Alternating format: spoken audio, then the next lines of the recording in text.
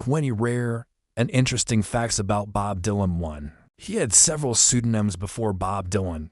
Before becoming Bob Dylan, he used names like Elston Gunn, Tedham Porterhouse, Blind Boy Grunt, Robert Milkwood Thomas, and even produced under the name Jack Frosty 2. He's never had a #1 single under his own name.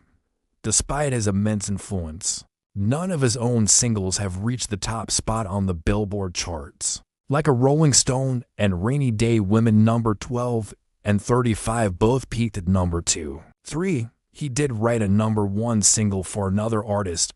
The Byrds' cover of his song Mr. Tambourine Man topped the charts in 1965. 4. His father was a semi-professional athlete. Abe Zimmerman, Dylan's father, had his semi-professional baseball career cut short after contracting polio. 5. He grew up watching films for free.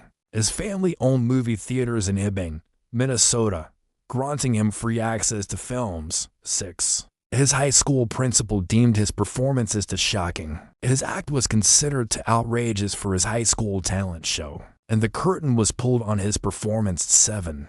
His high school yearbook quote was an homage to Little Richard in his 1959 yearbook. Robert Zimmerman's ambition was simply stated as to join Little Richard. 8. His first professional recording was as a harmonica player for Harry Belafonte.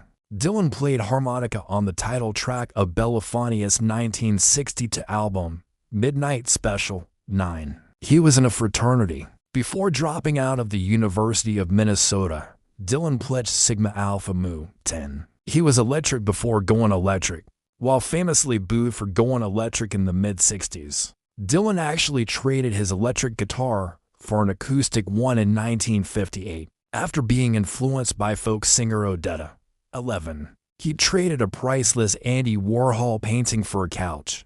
Dylan once owned an Andy Warhol Elvis Presley painting, which he later swapped for a sofa, admitting it was a stupid thing to do. 12. He was nearly cast as Holden Caulfield in 1962, before his rise to superstardom.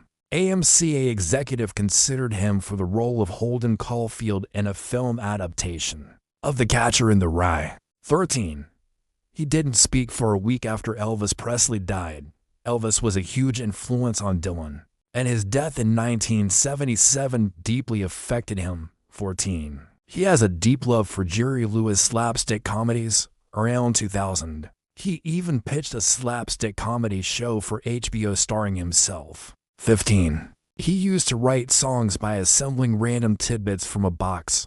Larry Charles, who worked with Dylan on a TV show idea, described Dylan pulling out slips of paper with images and words from an ornate wooden box which he used for his writing process. 16. He once played harmonica on a Ramblin' Jack Elliott album while eating a sandwich. This somewhat casual recording moment highlights his unique approach to music. 17. He was mistaken for homeless and questioned by police in 2009 while walking around Long Branch. And J. He was approached by police after someone reported an old man staring into people's windows. 18. He's painted more than he's released albums. Dylan is also a prolific visual artist, with his work being exhibited in major galleries.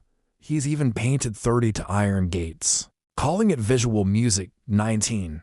He claims he doesn't believe in following news but still reads The Economist. This quirky detail offers a glimpse into his intellectual interests. 20. He once received a Grammy for Best Male Rock Vocal Performance for Gotta Serve Somebody in 1980. This was one of his early Grammy wins, marking a significant recognition for his later work.